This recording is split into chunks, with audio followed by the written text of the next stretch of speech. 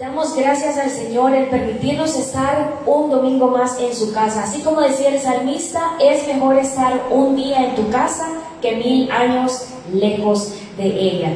Y queremos alabar al Señor en esta hora y decirle: Señor, tú eres digno de recibir nuestra mejor alabanza, nuestra mejor adoración y sobre todo nuestras vidas que hoy están delante de ti.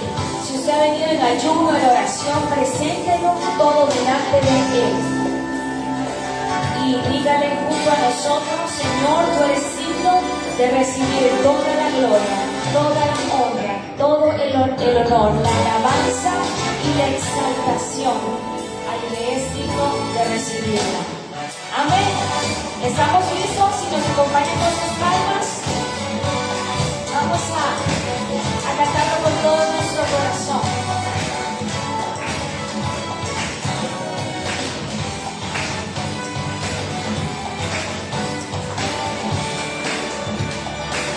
Y decimos: al que es digno de recibir la gloria, al que es digno de recibir el honor, al que es digno de recibir la gloria, al que es digno de recibir el honor. Levantemos nuestras manos y adoremos a Jesús, Cordero de gloria, y exaltemos su incomparable majestad, al que vive por siempre, al gran yo soy, a Jesús, al que es digno de recibir la gloria, dígaselo a Él: al que es digno de recibir el honor, al que es digno de recibir la gloria, al que es digno de recibir el honor. Levantemos nuestras manos y adoremos a Jesús, Cordero de gloria, y exaltemos su incomparable majestad, al que vive por siempre, al gran yo soy, a Jesús. Levante de donde están sus manos y exalte a este Dios todopoderoso, a ese Dios bondadoso y bueno para con nosotros. Al que es digno de recibir la gloria, al que es digno de recibir el honor, al que es digno de recibir la gloria, al que es digno de recibir el honor. Levantemos nuestras manos y adoremos a Jesús, Cordero de gloria, y exaltemos su incomparable majestad, al que vive por siempre, al gran yo soy, a Jesús. Levantemos nuestras manos y adoremos a Jesús, Cordero de gloria, y exaltemos su incomparable majestad, al que vive por siempre, al gran yo soy, al que vive por siempre, al gran yo soy, al que vive por siempre, al gran yo soy, al que vive por siempre, al gran yo soy, al que vive por siempre, al gran yo soy, al que vive por siempre, al gran yo soy, al que vive por siempre, al gran yo soy, a Jesús. A Él debe esa ofrenda de palmas, porque Él vive por siempre y para siempre. Porque somos un pueblo, pero no cualquier pueblo, sino un pueblo escogido, pueblo adquirido por Él, que nos dio la potestad de ser llamados hijos suyos. Amén. Amén. Vamos a cantar en esta hora.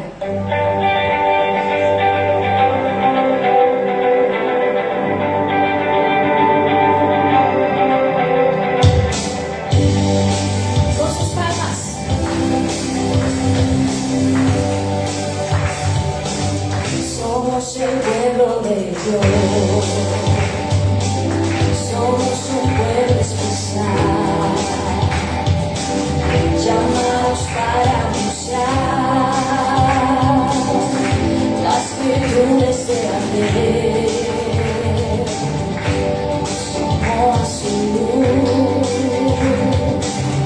Somos el pueblo de Dios, su sangre nos redimió y su espíritu para darnos poder y ser testigos de Él, y llevaremos su gloria a cada pueblo y nación, trayéndoles esperanza y pruebas de salvación. Y su amor nos impulsa, no nos podemos callar, anunciaremos al mundo de su amor y verdad. Vamos a decirlo una vez más. Somos el pueblo de Dios, somos un pueblo especial, muy especial, llamados para anunciar las virtudes de aquel que nos llamó a su luz. Somos el pueblo de Dios, su sangre nos redimió y su espíritu dio para darnos poder y ser testigos de Él. Y llevaremos su gloria a cada pueblo y nación, trayéndoles esperanza, pruebas de salvación. Y su amor nos impulsa, no nos podemos callar, anunciaremos al mundo de su amor y verdad.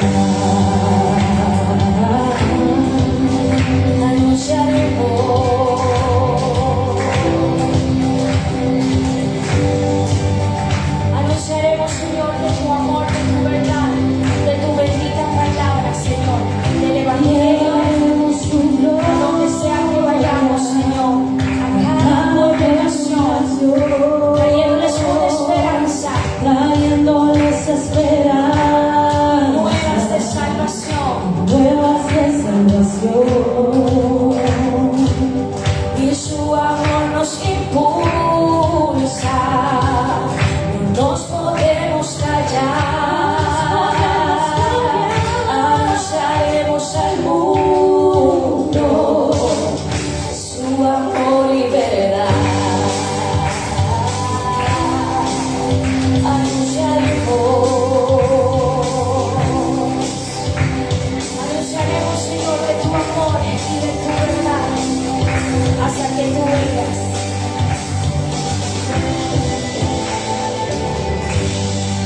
Les ofrenda de palmas a Él. Queremos compartir con ustedes lo que dice Segunda de Crónicas 7:14. Mire qué precioso. De seguro ya lo ha de haber escuchado. Dice la palabra del Señor: pero si mi pueblo que lleva mi nombre se humilla y ora, busca mi rostro y se aparta de su conducta perversa, yo oiré desde el cielo, perdonaré su pecado y restauraré su tierra. Hoy es tiempo ciertamente de venir humillados delante de la presencia de Dios y decirle: Señor, aquí estamos. Aquí está mi vida, aquí está mi corazón, aquí está mi familia, y todo lo que somos lo entregamos delante de tu presencia, Señor, reconociendo que lejos de ti nada somos, Señor. Ayúdanos a menguar para que tú crezcas en nosotros. Vamos a decírselo. Yo quiero más de ti y habitar, Jesús. Habitar en tu presencia, menguar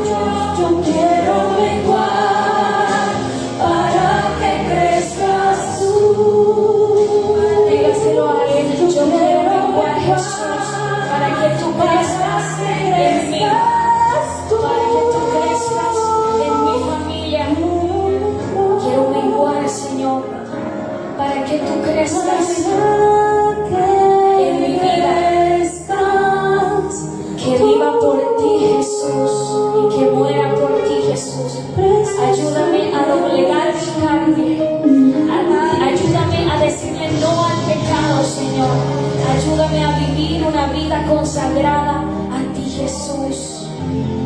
Gracias, Señor, te damos, y que tu Espíritu Santo crezca en nuestras vidas para gloria y honra de tu único y verdadero nombre, nuestro Señor Jesucristo. Que podamos ser cartas leídas al mundo como un buen testimonio, reflejando a Cristo Jesús, el autor y nuestro consumador de nuestra fe.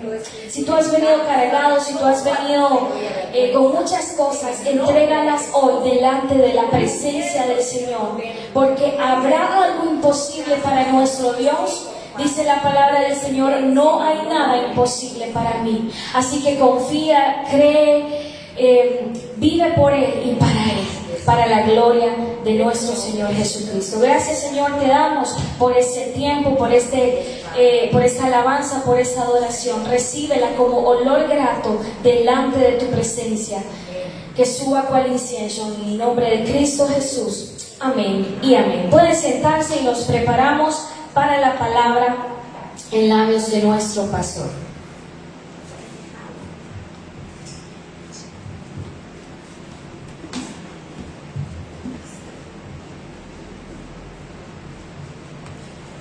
Que Dios sea bendiciendo nuestras vidas, nuestras almas.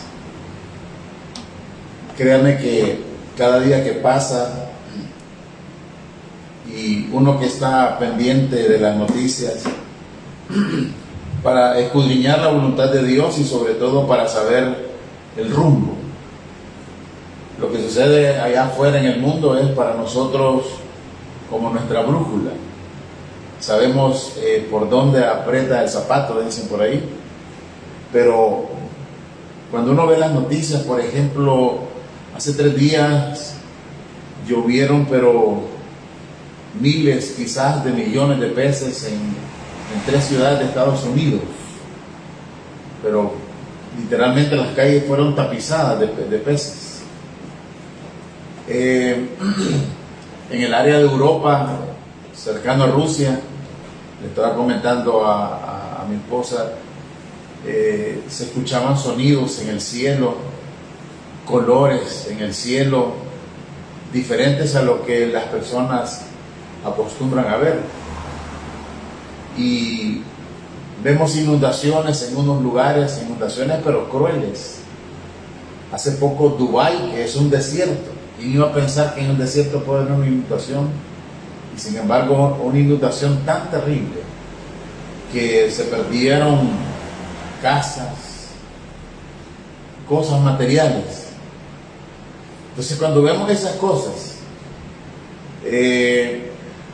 recientemente en un área de Rusia entró una corriente de lodo,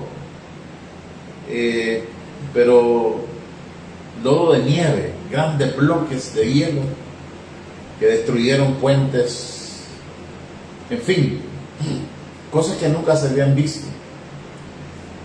Uno solamente se puede pensar de que cada día que pasa este mundo está llegando a su término, y nosotros que estamos aquí solamente podemos, dice la palabra, cuando veáis que estas cosas suceden, erguid vuestra cabeza, porque vuestra redención está cerca.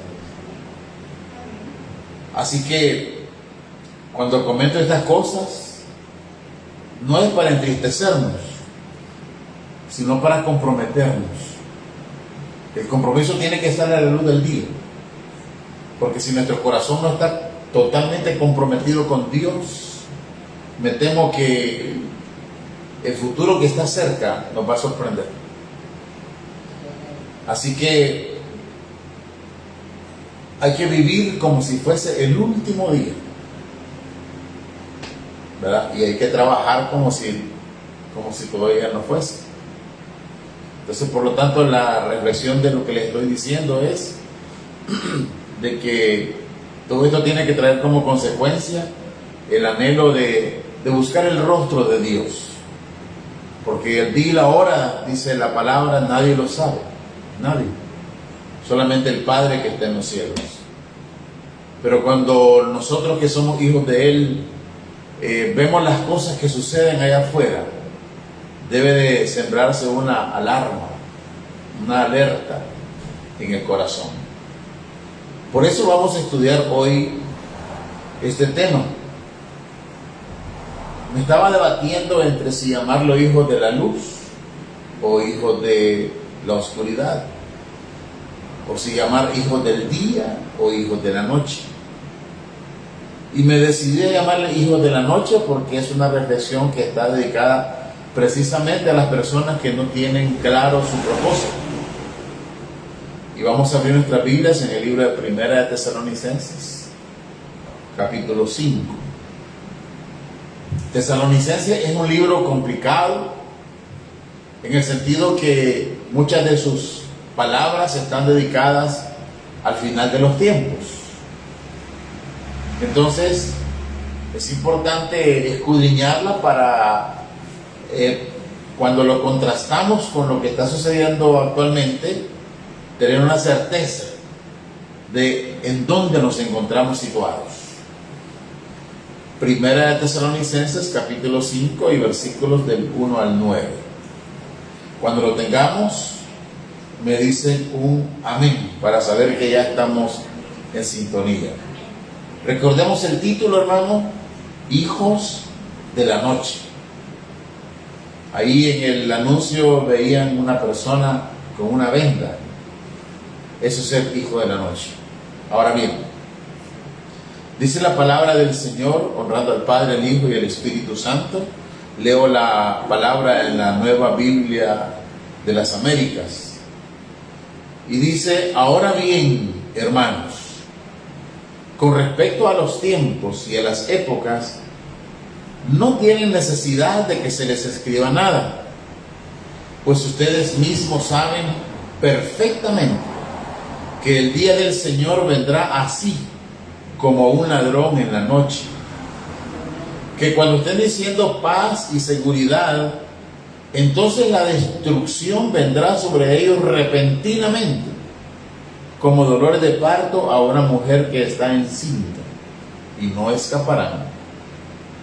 Pero ustedes, hermanos, no están en tinieblas, para que el día los sorprenda como ladrón, porque todos ustedes son hijos de la luz e hijos del día. No somos de la noche ni hijos de las tinieblas. Por tanto, no durmamos como los demás, sino estemos alertas y seamos sobrios. Porque los que duermen, de noche duermen, y los que se emborrachan, de noche se emborrachan. Pero puesto que nosotros somos del día, seamos sobrios, habiéndonos puesto la coraza de la fe y del amor, y por casco la esperanza de salvación. Porque no nos ha destinado Dios para ira, sino para obtener salvación por medio de nuestro Señor Jesucristo. Padre, bendice esta palabra, Señor. Danos entendimiento para atesorarla y entendimiento para proclamarla. Señor, que tu Espíritu Santo sea iluminando nuestro interior, para que nuestros labios puedan hablar solamente lo que viene de ti. Gracias, Señor, en el nombre de Jesús. Amén y amén. La palabra nos dice al inicio que en realidad esta escritura no tenía necesidad de escribírseles. Y dice claramente la palabra, aparecen dos términos. Dice respecto a los tiempos y a las épocas. Pareciera como una redundancia, pero no lo es. Porque la primera palabra tiempo viene del griego cronos, que significa tiempo. Significan edades, eras. Si nosotros tomamos la Biblia y comenzamos a pasar sus páginas, comenzamos a ver que realmente la iglesia, mejor dicho, la humanidad ha pasado por diferentes épocas, tiempos. eras. Y está la primera era desde el momento en que Adán fue creado en el jardín del Edén, la llamada era de la inocencia, porque eran ellos inocentes, en el sentido de que no percibían pecado. Pero si avanzamos con los tiempos, vemos que las eras se van sucediendo. Y por ejemplo, se pasa por la época del pacto de Abraham, por la época de la ley, por la época de etcétera, hasta llegar a estos tiempos, que es la época de la iglesia, que se inicia precisamente cuando el Espíritu se derrama sobre aquellas personas que estaban reunidas en el aposento alto. Se comienza esa era. Por eso el apóstol es bien enfático cuando le dice a través de la carta a la iglesia de Tesalónica que era con respecto a los tiempos. Estaba refiriendo a esta era.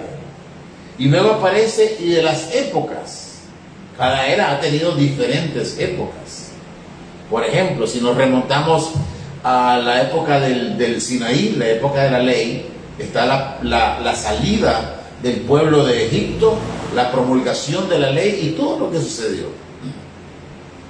Entonces, la era de la iglesia también tiene épocas, ¿verdad? Eso podemos verla como estas épocas, ¿verdad? Llamadas sucesos o llamadas también oportunidades. Es una raíz diferente. La primera era Cronos y esta es Kairos. Dos palabras completamente diferentes. Entonces la época de la iglesia ha venido con la Inquisición, con las persecuciones, hasta llegar a estos tiempos. Estos tiempos que son marcados precisamente de una manera bien enfática. Entonces, si nosotros enlazamos este pasaje, por ejemplo, con la palabra 1 Corintios 10:11, dice que estas cosas fueron escritas para nosotros, a quienes dice nos han alcanzado los últimos tiempos. Hay una versión que dice para quienes han alcanzado el fin de los siglos. Pablo estaba escribiendo a la iglesia de los Corintios en aquella época, hace 2000 años, y decía que estas cosas habían sido escritas para ellos, para aquellos que habían alcanzado los finales tiempos. Si eso fue cierto hace 2000 años, si él estaba diciendo que era para esa época, para estos tiempos, lógicamente nosotros no podemos ser tan ingenuos de pensar que no nos compete a nosotros. Amén. Si nosotros perdemos de vista eso, nos vamos a confundir completamente. Entonces, por lo tanto, dice aquí que para esa época ya la iglesia manejaba que el día del Señor vendría como ladrón en la noche. Por lo tanto, la iglesia vivía en ascuas, pensando de que en cualquier momento el Señor iba a venir. Han pasado 2000 años y mucha gente lo que ha hecho es como adaptarse, pensar que al Señor le falta mucho para venir. Pero lo cierto es, hermano, que el Señor viene para cada persona en el momento en que fallece. No es que el Señor no haya venido ya, Él lo ha venido haciendo a lo largo del tiempo. Y cada vez que una persona muere, para ellos llegó el Señor. ¿Por qué razón? Porque si lamentablemente no hicieron la decisión personal por rendirse, por entregarse a Cristo, para ellos el tiempo ya no va más, ya no hay más oportunidades. Entonces por eso dice, y él decía que ustedes mismos saben perfectamente que el día del Señor así vendrá como ladrón en la noche. En otras palabras, sin previo aviso, sin decir agua va, el Señor vendrá. Y eso no sabemos en qué momento va a suceder. Es decir, para un joven quizá eso parezca un periodo muy largo, muy lejano. Pero lo cierto es que no lo sabemos, nadie está seguro. Ahora, ¿cuál es lo importante de todo esto? La importancia es de prepararse, como lo veremos más adelante. Entonces, La otra cosa que tenemos que entender es, aquí dice el día del Señor. No debemos confundirnos tampoco. Una cosa es el día del Señor y otra cosa es el día de la ira de Dios. Son cosas completamente diferentes. Hay doctrinas donde enredan las cosas y piensan que una cosa es lo mismo que la otra. No. El día del Señor es una cosa y el día de la ira de Dios es otra. Eso lo dejaremos para otro mensaje. Ok, sigamos adelante. ¿Cuál será la temperatura, el ambiente que se estará viviendo para el día del Señor? Y dice el versículo 3 que cuando estén diciendo paz y seguridad, entonces la destrucción vendrá sobre ellos repentinamente, como dolores de parto a una mujer que está encinta. Y lo peor es, no escaparán. Hermanos, esta vida no tiene escapatoria. Todos nos encaminamos hacia un mismo fin. Aunque la persona viva en Groenlandia, en la China, en Indonesia, no importa. La puerta siempre será la misma. Todos entran por una puerta diferente, pero todos saldrán por la misma. Entonces, por lo tanto, si eso es así, quiere decir que no tenemos escapatoria. Así lo dice la Escritura. Ya vamos a entender después cómo es que Dios ha planificado todo esto. Entonces, si no hay escapatoria, entonces ¿cómo debo hacer yo? ¿Verdad? Así, racionalmente, espiritualmente, usando los 4 dedos o 2 dedos de frente que tengamos. ¿Cómo puedo hacer yo para que esa salida no sea lo que más teme el ser humano? Es decir, la muerte, al fin y al cabo, ha sido siempre como el enemigo de los hombres. Mucho temor, mucha incertidumbre lo que hay alrededor de eso. Si no, veamos, ahí tenemos en la esquina un hospital. Y en ese hospital las personas tienen todo, ¿verdad? O carecen de todo menos de miedo. Siempre he estado a la par de los enfermos y siempre han tenido temor. Es decir, de que no vayan a salir por su propio pie de un hospital. ¿Por qué? Porque tienen miedo. Y muchas personas que andan en la calle también tienen miedo. Y nosotros también debemos de temerlo, pero no de la misma manera que el mundo. Así que el problema es ese. Las personas están buscando paz y seguridad. Y cuando la tienen, usualmente bajan la guardia. Y ahí es donde viene a suceder esto que dice, que entonces la destrucción vendrá sobre ellos. El mundo como tal, desde hace siglos, viene anhelando paz y seguridad, ¿no es cierto?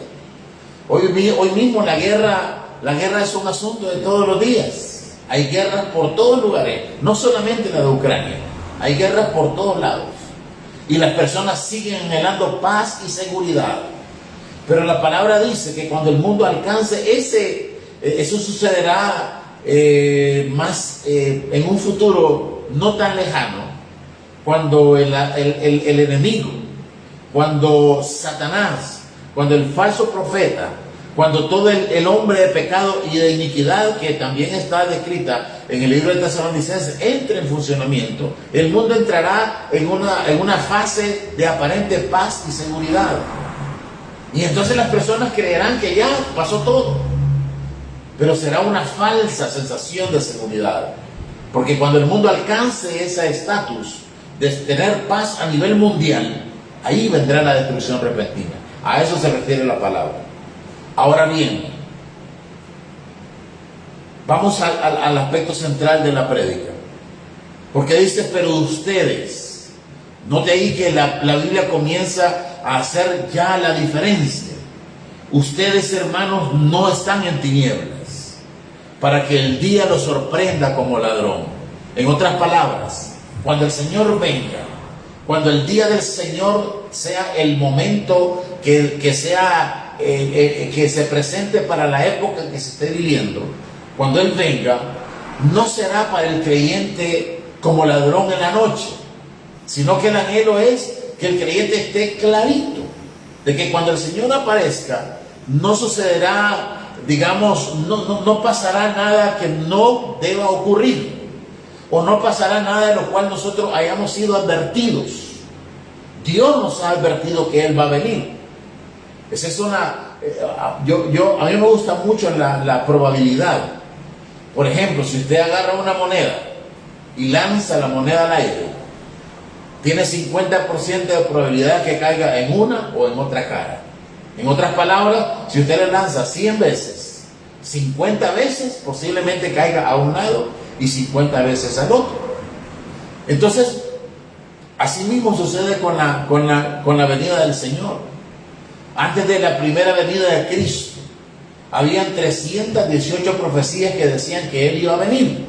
En otras palabras, era extremadamente improbable que Él viniera.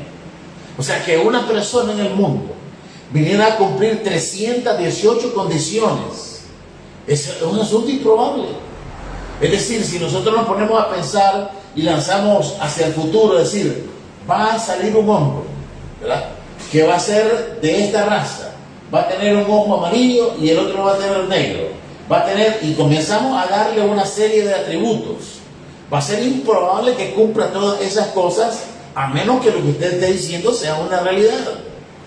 Entonces, eso mismo pasó con Cristo. Antes de la venida de Él, se dijo mucho de que iba a venir el Salvador, de que iba a venir Emmanuel, que iba a salir de tal ciudad, que iba a aparecer en una burra, que iba a aparecer, etcétera, etcétera, etcétera. Entonces, eso nadie lo creía hasta que se cumplió.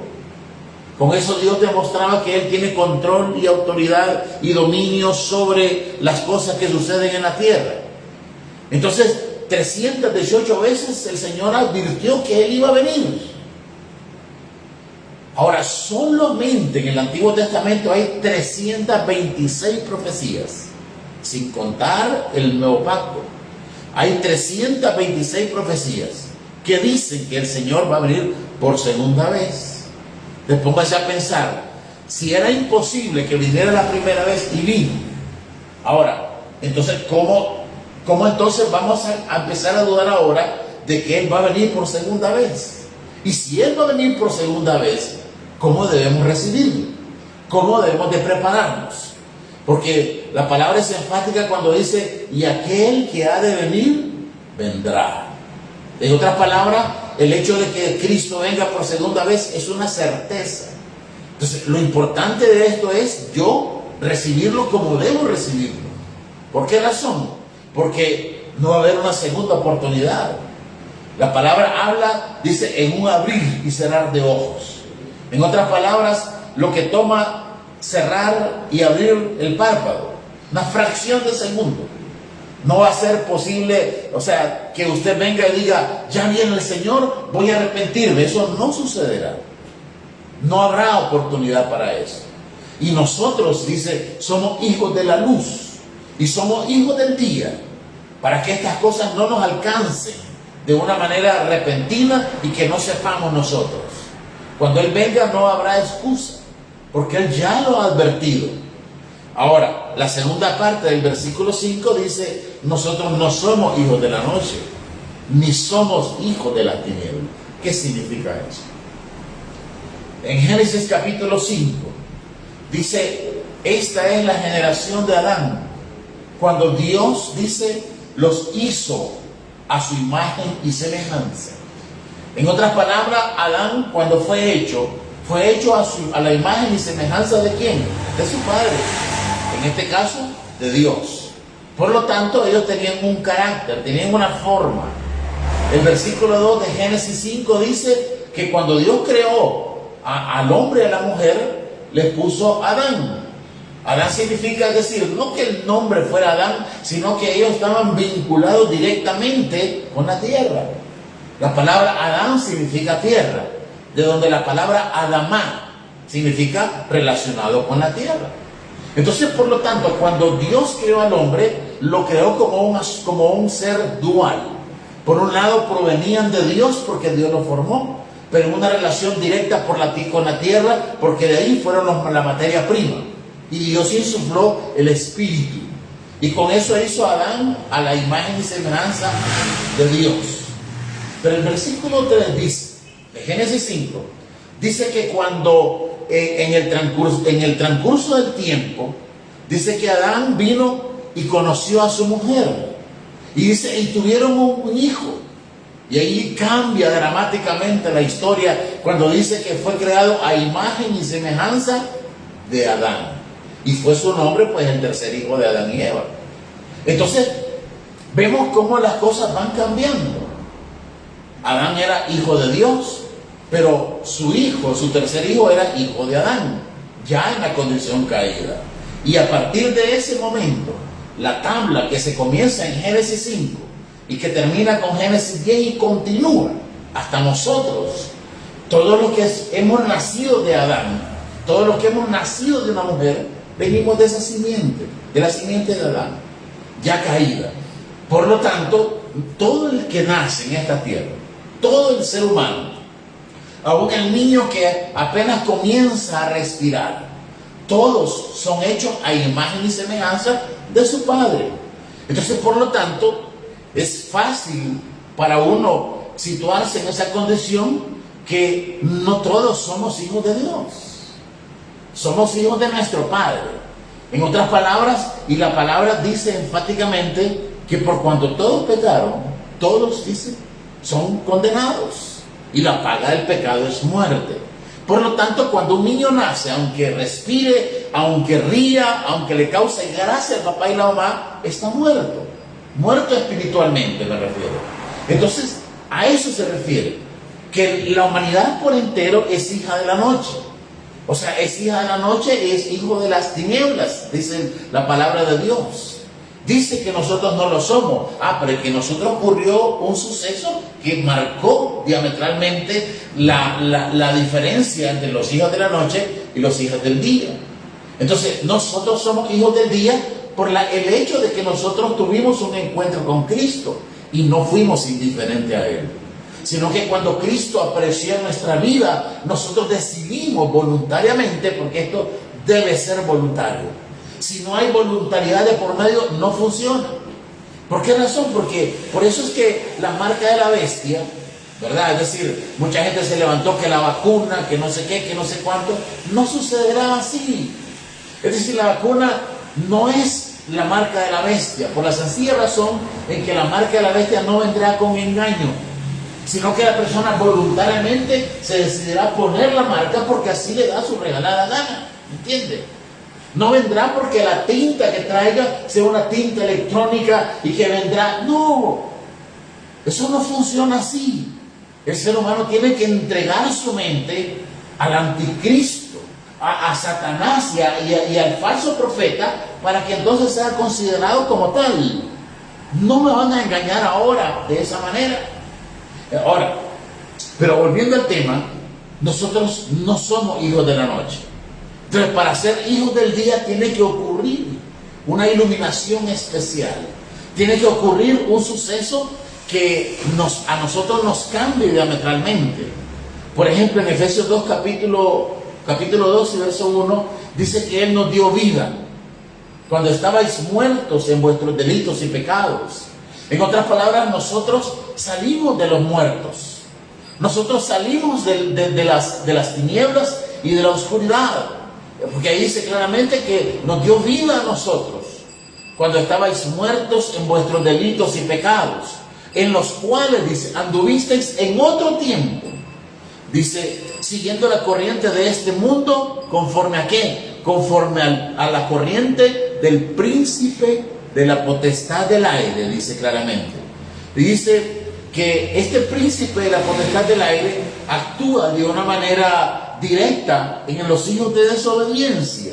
Dice, el espíritu que ahora opera en los hijos de desobediencia, entre los cuales también nosotros vivimos en otro tiempo, en los deseos de nuestra carne, haciendo la voluntad de la carne y de los pensamientos.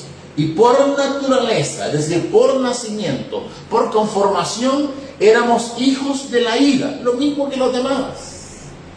En otras palabras, no es cierto que el Señor nos haya diseñado para salvación, no. Éramos nosotros, dice la palabra, lo mismo que los demás, éramos hijos de ira. En otras palabras, íbamos a experimentar la ira de Dios. Ahora, ¿cómo nos alcanzó? Ese es un asunto que queda entre Dios y cada uno. ¿Por qué yo respondí, por ejemplo? ¿Y por qué mi amigo Elvis no respondió?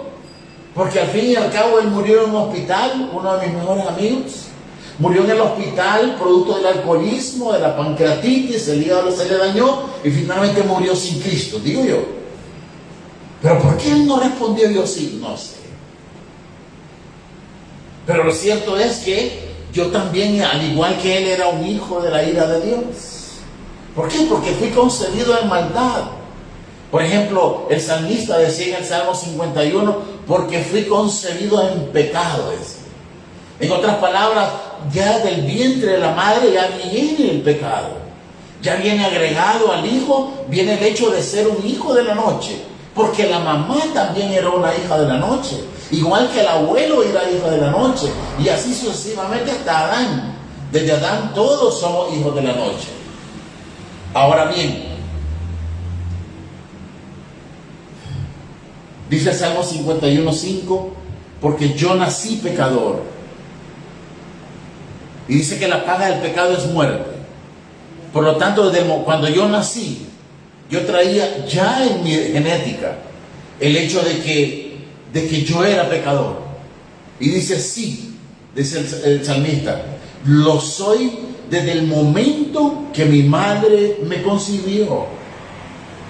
En ese momento, en el vientre, cuando se unieron la simiente, las semillas del padre y de la madre, en ese momento el niño ya estaba señalado como pecador. No nacen niños inocentes, nacen niños pecadores. Solo déjelo que comience a hablar y le va a notar el pecado. Entonces, por lo tanto, es importante que nosotros entendamos eso.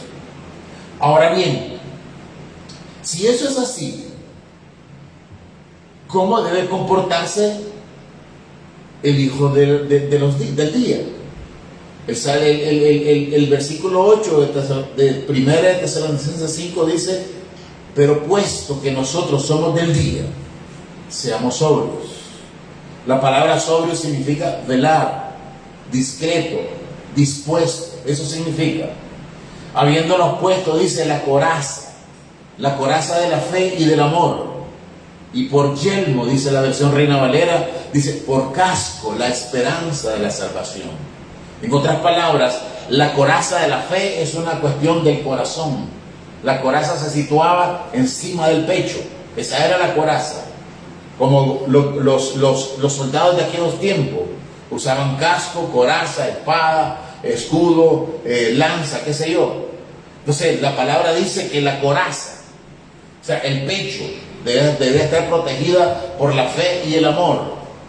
Y le vuelvo a recalcar, hermano, y lo haré cada vez que aparezca la palabra fe. Recuerde que usted está en la tierra para aprender fe, para desarrollar una fe obediente, una fe genuina, una fe inflexible, una fe que a usted le impida tomar malas decisiones. Porque en el momento en que la fe falla, en el momento que la fe se debilita, la persona usualmente tiene malas decisiones. Siempre. Ese es un asunto invariable. Entonces, nuestro corazón tiene que tener una coraza, una coraza de emuná, una coraza de fe obediente y una coraza de amor. Eso tiene que estar aquí. Pero en la mente, en los pensamientos, dice que la esperanza de salvación. En otras palabras, en la mente tiene que haber siempre esa, por un lado, el corazón tomando buenas decisiones, y por el otro lado la cabeza puesta siempre en las cosas de arriba, no en las de abajo. Por eso le digo que Adán tuvo esa dualidad. Por un lado venía y él estaba arraigado de la tierra porque de la tierra fue tomado. La palabra Adán y Adamá es una relación. Adán es el nombre y Adamá lo que hace es como vincularlo a la tierra, vincularlo a lo terrenal, vincularlo a las cosas de abajo. Por eso el apóstol Pablo dice, puesta los ojos en las cosas de arriba, no en las de abajo. En otras palabras, cuando usted vino y recibió a Cristo, literalmente lo que hizo Cristo fue cortar, así como un globo, Usted ve que el globo es mantenido en tierra a través de ataduras. Entonces, cuando se le cortan las ataduras, cuando se sueltan las ataduras, el globo tiende a volar. Asimismo nosotros, lo que estamos viviendo en estos tiempos, hay algo que nos une a la tierra. Pueden ser sentimientos, personas, circunstancias, cosas materiales, cosas a las cuales yo le he puesto cariño. Cuando yo tomo cariño hacia algo, me ato a esa cosa, sea lo que sea. Entonces, pero precisamente Cristo vino y su Espíritu nos da la capacidad de soltar esas amarras para que nuestro ser interior pueda elevarse, hermano.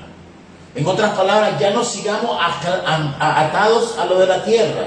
Por eso el salmista decía, aquí tengo en los cielos. Es decir, si usted ve en esa expresión, él no está pensando solamente, sino que lo que está haciendo es dirigiendo su pensamiento hacia las cosas de arriba. Y dice, ¿a quién tengo en los cielos sino a ti? En otras palabras, en los cielos cuento contigo. Y si cuento contigo, entonces yo nada quiero de la tierra. Usted ve a un David suelto completamente, sin relación alguna con la Adamá. Nosotros tenemos que hacer eso, hermano. La manera en que nos constituimos en hijos de Dios o hijos del día es ese. Cuando soltamos las tinieblas dice la palabra en la que leíamos en Efesios 2, dice claramente que las tinieblas operan, es un espíritu. En otras palabras, es una fuerza, es una inducción que opera en el corazón de los hijos de la ira. Pero nosotros no somos hijos de la ira, porque no somos hijos de Satanás, no somos hijos de la noche, somos hijos del día. Y si somos hijos del día, es porque nuestra mirada se dirige hacia arriba, hermano. ¿Sabe cómo sucede eso? Si usted estudia el Génesis, cuando Noé construyó el arca prácticamente es una simbología de Cristo. Pero ¿qué es lo que tenía el arca? Tenía dos cosas nada más: una puerta para entrar o para salir. Esa puerta se cerró en el momento que comenzó a llover, ¿no es cierto? Y entonces, ¿dónde estaba la fuente de luz del arca? En una claraboya. Es decir, había una ventana ahí arriba. Había como una especie de no podemos decir una burbuja, pero sí había una ventana.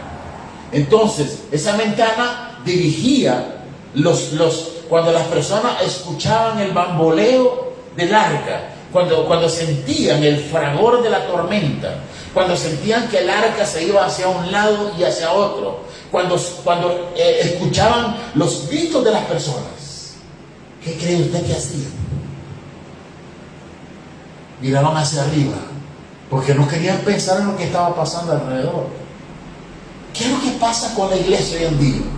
Nuestra mirada está tan absorta en las cosas de afuera, que la guerra, que la carestía, que esto, que lo otro, que la enfermedad, que viene esto, que viene lo otro, que nunca nos acordamos que hay un sol.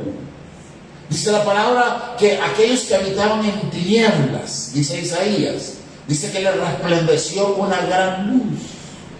Y habiendo Cristo resplandecido, ¿cómo nosotros podemos volver nuestra vista horizontalmente? No podemos. Por eso estamos tristes a veces. Por eso nos enfermamos a veces. Por eso nos salimos de las cosas. Porque tendemos a vernos o hacia adentro de una manera autolastimera, para decir, pobrecito yo, que no sé qué, que no sé cuánto, o vemos hacia afuera. Eso le pasó a Pedro, cuando iba caminando en las aguas, y de repente se desenfocó de Cristo, y comenzó a ver la tormenta, y le entró miedo. Y cuando comenzó a experimentar el miedo, comenzó a hundirse. Entonces nosotros tenemos que tener eso, el casco, es decir, la parte superior. Eso significa nuestro cerebro, nuestra mente, nuestros pensamientos tienen que dirigirse hacia arriba, no hacia abajo. Ahora bien, vienen momentos de ira, sí, estoy de acuerdo. Si usted lee el libro de Apocalipsis, es claro que viene una cosa terrible sobre la tierra, y está sucediendo. Ha comenzado el proceso ese dice que cuando comiencen las cosas serán como las mujeres de parto. ¿Cómo son los dolores de parto? Al comienzo se siente como un movimiento, sin dolor. Comienza la contracción del útero, poco a poco. Luego comienzan unos espasmos. Y luego eso va aumentando y se convierte en un dolor. Y cada día y cada momento que pasa, el dolor es mayor y más frecuente. Hasta que finalmente no cesa, hasta que el muchacho no salga. Eso así lo compara con el Señor en la Escritura. Esto que estamos viviendo es apenas el comienzo, hermanos. Debemos de estar claros que las cosas se pondrán peores. Y que me voy a preocupar por eso. Me voy a desalentar por eso. No, porque déjeme decirle, todo eso está preparando el momento para que esta tierra experimente la crisis, la más grande crisis y el más grande horror que esta tierra haya podido experimentar. Recuerde, Apocalipsis 8 dice que se van a derramar sobre la tierra las copas de la ira de Dios. Yo no tengo ni idea qué significa, ni quiero saberlo. No me interesa. Solamente puedo entender de que eso será el momento terrible para la humanidad. ¿Para qué voy a estar aquí experimentando eso? Entonces, pero si yo sé que la ira de Dios se va a volcar cruda. Dice claramente que el cáliz se va a volcar por completo hasta la última gota. Entonces, ¿cómo me preparo mentalmente para ese momento? Fácil. Ahí lo tiene en el versículo 9, donde dice, porque no nos ha destinado el Señor, dice, para ira. No hemos sido formados, no hemos sido preparados ni puestos para ira, sino para obtener salvación, dice, por medio de nuestro Señor Jesucristo. ¿El mundo se va a poner peor? Sí, estoy de acuerdo. Una cosa es que al mundo le vaya peor, pero otra cosa es que a los hijos de Dios le vaya peor, porque no sucederá así. En cada momento, en cada circunstancia, en cada situación donde la vida se ponga complicada, Dios está contigo, hermano. En cada momento, en cada zozobra, en cada tormenta, Dios estará con nosotros, como lo está ahora en este momento, hermano. Por eso es difícil ser hijo de la noche, porque el hijo de la noche tiene los ojos vendados, camina en tinieblas, no ve lo que viene por delante. Pero a nosotros no sucede eso, sino que nosotros estamos preparados. Ya nos ha hablado de que para nosotros no es la ira de Dios. Eso es para ellos, para los que no se entreguen por completo, para que los que no se rindan a Cristo.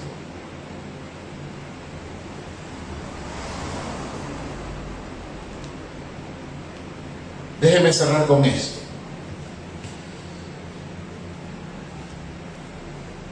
Volviendo al tema del diluvio. Comparativamente, el diluvio pues es una época donde el juicio de Dios se derramó sobre la humanidad.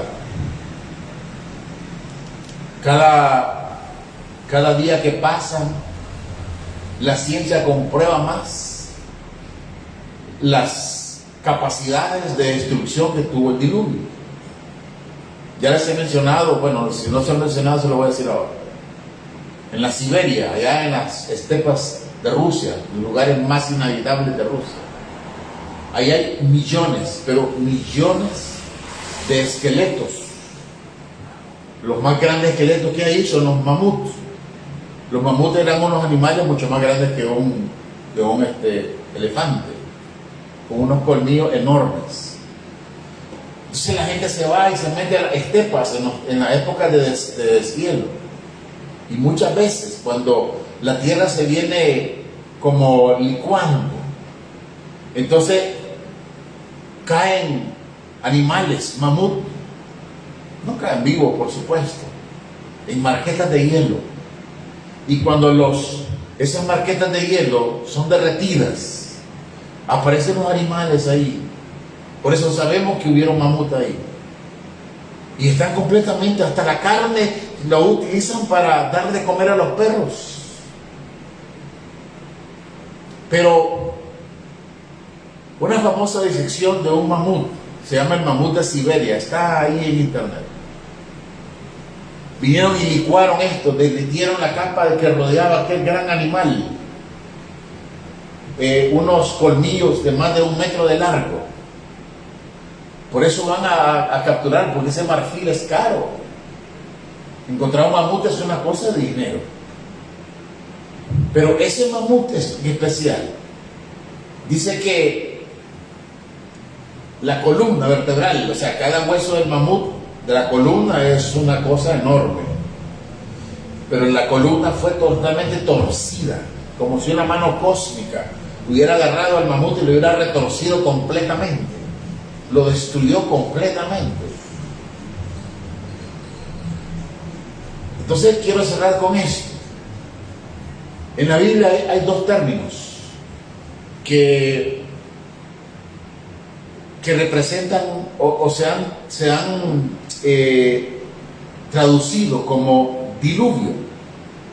Hay un término que expresa un diluvio como cuando un río, por ejemplo, cuando ahí se menciona el río Nilo, cuando se salía del cauce e inundaba toda todas las orillas, como lo vemos ahora. Un río se sale de su cauce, inunda y se lleva a casa y todo lo demás. Pero la otra palabra para diluvio expresa lo siguiente: no es esa fuerza terrible que arrastra y destruye, no. También suceden esas fuerzas en un diluvio. Pero lo más importante de este tipo de diluvio es como una inundación, pero en aumento, hacia arriba. Claro, trasladémonos un momentito para el tiempo del diluvio. Comenzó a llover y comenzó a inundarse las casas que estaban en las partes más bajas, y los seres humanos comenzaron a querer escapar y comenzaron a subir las montañas, las colinas. Muchos de ellos pues no lo lograron, pero aquellos que llegaron al punto más alto y el agua seguía subiendo y seguía subiendo, póngase a pensar, ¿qué hubiera pasado si alguno de nosotros hubiese estado ahí? Y cada vez más apretujándose, golpeándose, dañándose unos a otros, diciendo, si alguien estaba arriba de otro, tirándolo a las aguas, al diluvio, matándose entre ellos, tratando de ser el último en morir. Cuando venga el Hijo del Hombre, eso va a suceder. Ya no con agua, sino con fuego. Y la palabra es enfática cuando dice que muchos tratarán de morir inclusive, porque no soportarán la venida de aquel que traspasaron. Por eso es importante prepararse, hermanos. Por eso es necesario entregarse, rendirse, despojarse de todo, desligarse completamente de la tierra y de las posesiones terrenales. No es que vamos a vender nuestras casas, no. Hablo de manera desligarse, que lo que tenga que quedarse, que se quede, no me interesa. Pero yo quiero irme con el Señor. Y para eso debemos transformarnos en hijos del día, de hijos de la luz, y dejar todo lo que es de las tinieblas. Usted ya sabe qué cosas son de las tinieblas. Entonces despojémonos, porque aquel que habrá de venir, vendrá, y no se tardará, dice el libro de Tito. No va a tardar. Pongámonos en pie un momento, hermanos, y vamos a pedir al Señor que Él nos ayude en esta etapa final, que Él nos ayude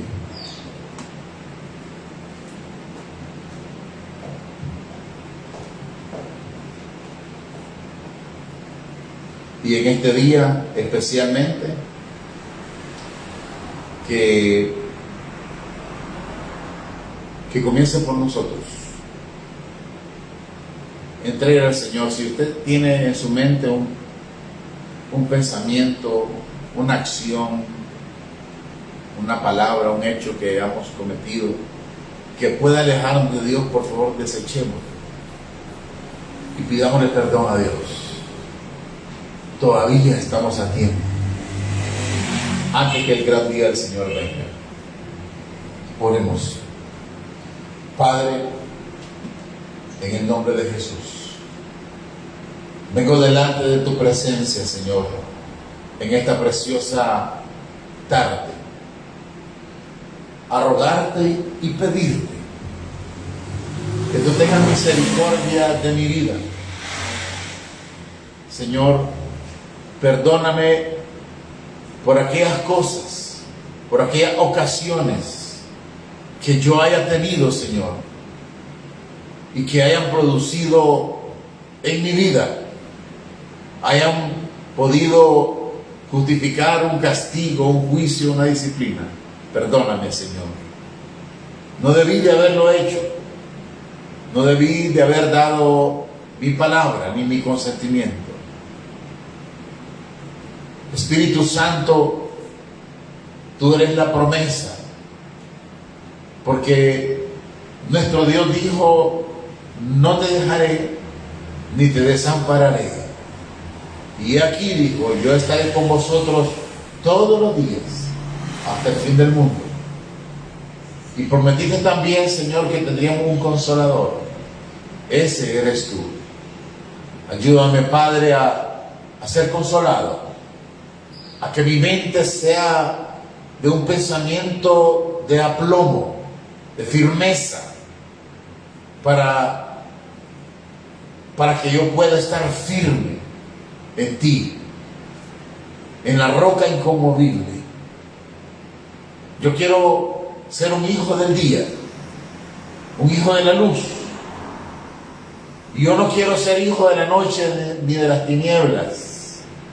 Por eso ven a mí en esta preciosa tarde, Señor, e inunda mi corazón con caudales de luz, con caudales, con irradiación de tu Espíritu.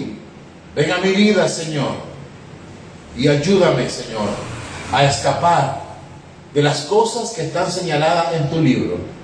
Señor Dios Todopoderoso, que mi mente sea libertada, que mi corazón sea libre, que toda atadura caiga de mi vida, de mi cuerpo, que toda enfermedad sea alejada de mí. En el nombre de Jesús, te pido, Señor, que tú seas dándome fuerzas, restaurándome de todo aquello que pueda haber sido como presa de mí. Gracias, Dios, porque tu amor y tu misericordia nos impulsa cada día a ser mejores. En esta preciosa tarde te pido por Iván, por Ana, por Tati, Señor, que en este momento están enfermos y por eso no pudieron asistir. Te pido que tú seas, Señor, bendiciéndolos, restaurándolos, provocando la salud en ellos. Enviamos palabras de sanidad hasta donde estén, para que Dios tenga misericordia y estén con nosotros, Señor, participando de la gloria que ahora se derrama en esta tierra a través de Jesucristo. Gracias, pues, Señor, en esta tarde. Te pido que tú seas dándole a cada uno la convicción y el deseo de hacer las cosas de la mejor manera posible, que es la manera de Cristo. Gracias, Señor, en esta preciosa tarde, en el nombre poderoso de Cristo Jesús. Amén y amén. Te doy gracias, Señor, por este servicio, por esta actividad, Señor. Te doy gracias porque tú lo has hecho todo. Tuya es la honra y tuya es la gloria.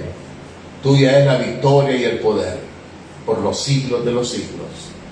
Muchas gracias, Padre, Bendice a mis hermanos que van hacia sus casas.